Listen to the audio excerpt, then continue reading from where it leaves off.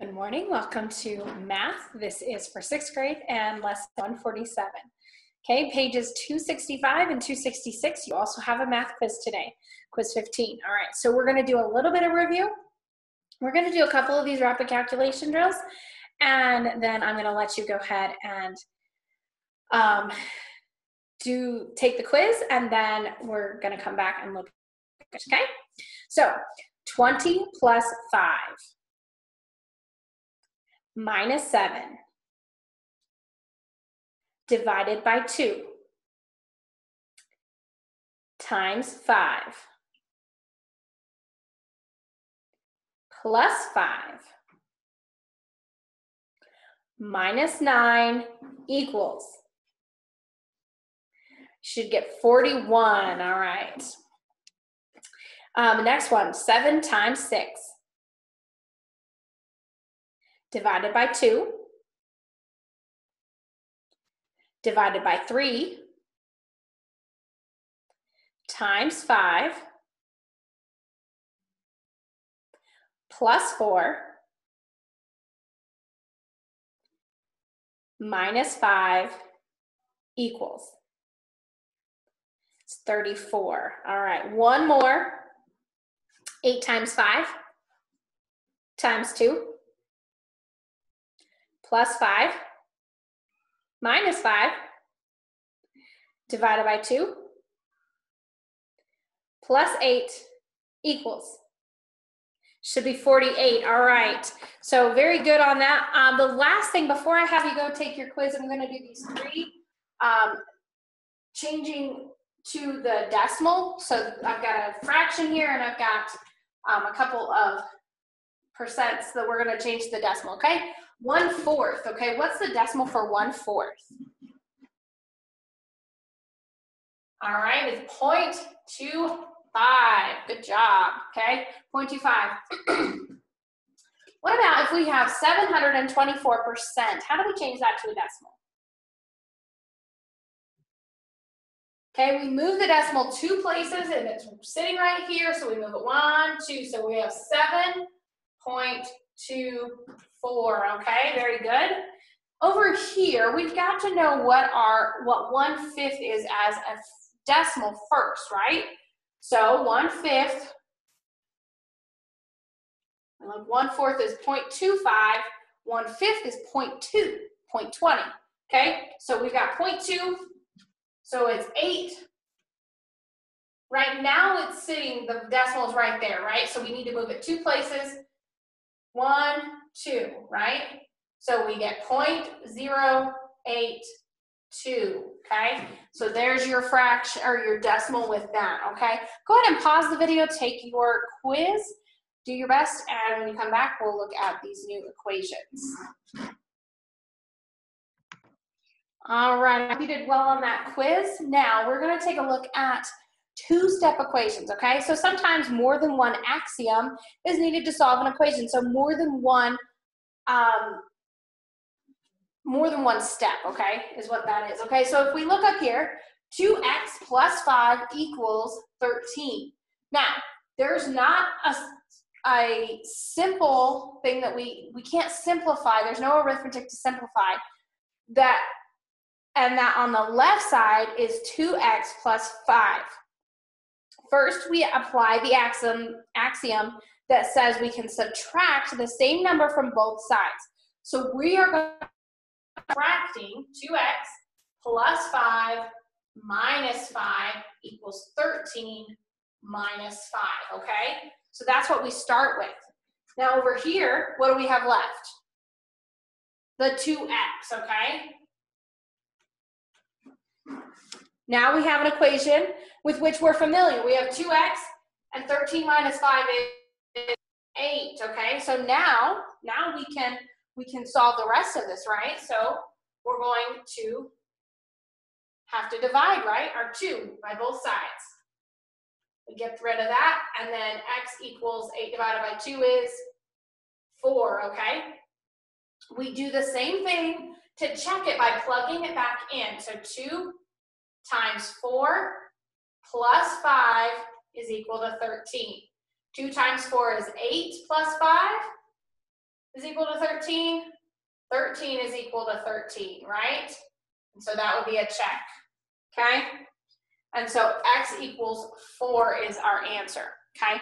Over here, we've got x divided by 3 minus 2 equals, or minus 6 equals 2.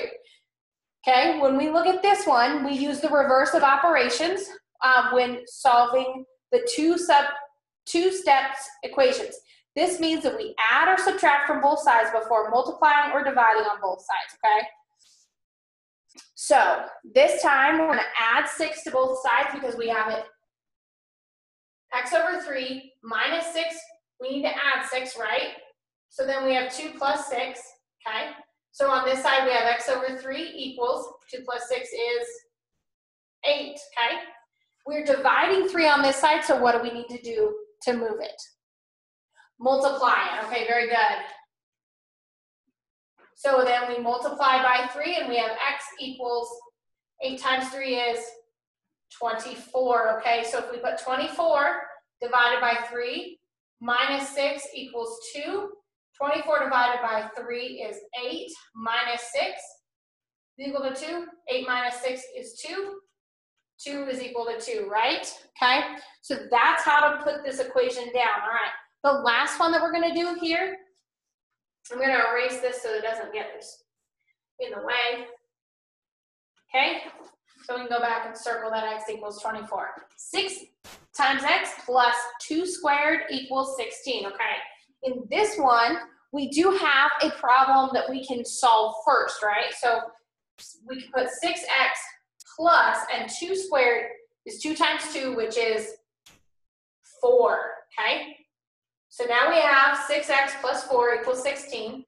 We're going to, again, subtract the 4 because we're adding it, we're going to subtract it. 16 minus 4, okay? So then we have 6x on this side, and equals 12, okay? I'm going to angle this down so you don't miss this. Now we've got 6x equals 12, so we just have to do what with the 6? Divide it. 6 divided on both sides, we get x on this side, x equals 2, because 12 divided by 6 is 2, okay. So if we were to plug this in, I'm going to write it over here, 6 times 2 plus 2 squared equals 16, okay.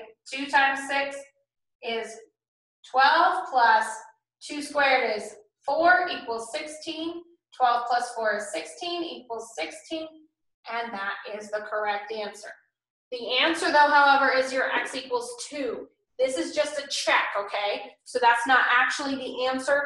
16 equals 16 is just a check, okay? All right, so on this page, what I want you to do is for these equations, I'm going to have you, there's not a whole lot here. There's 8 of them. You can pick one to skip, okay? So you do 7 of them. And then in section 2, do A, B, and D. Get one of each of the operations in. And then when you turn over the solving, using the proportions, this is, let's see, I'll read this to you before I let you go. A 5-inch by 7-inch photograph was enlarged to an 8-inch by 10-inch. Does the 8 by 10 photo show everything that is on a 5 by 7 photo? If not, what size rectangle is similar to a 5 by 7? Use either 8-inch or 10-inch as one of the dimensions. How can a proportion prove that 2 rectangles are similar? Okay, so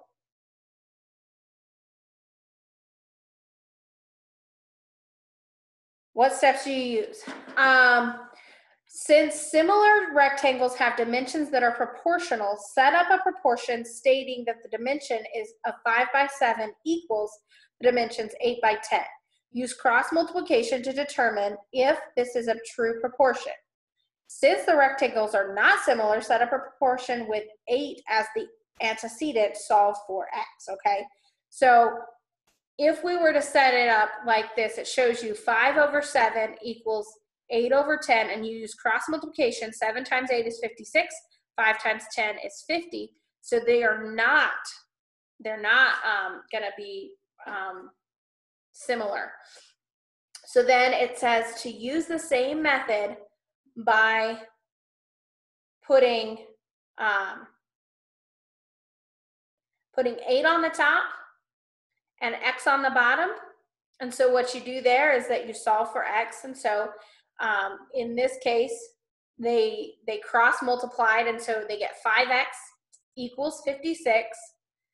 And so then you divide. And in this case, they got a fraction, which is okay because we're dealing with inches and fractions are just normal. So it's 11 1/5 inches, okay?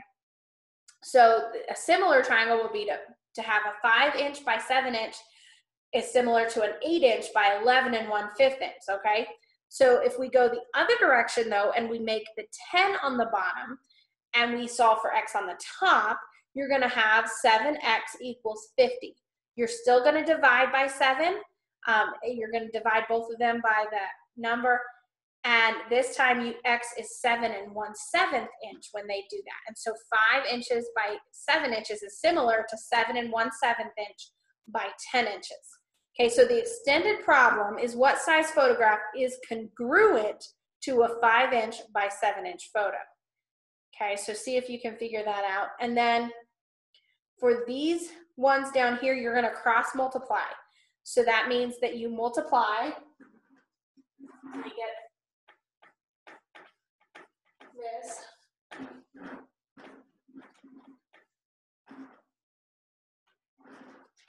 Okay, this first one is 3 over 7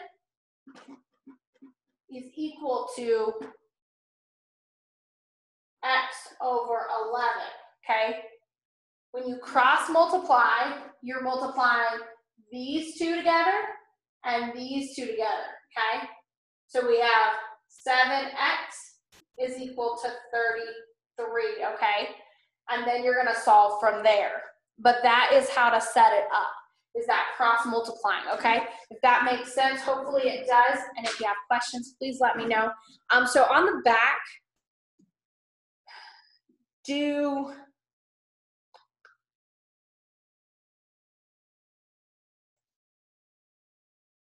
don't have to do D, it's the green one, and pick one of the two story problems, okay? All right, I will let you go. Have a good day, and we'll see you in the next lesson.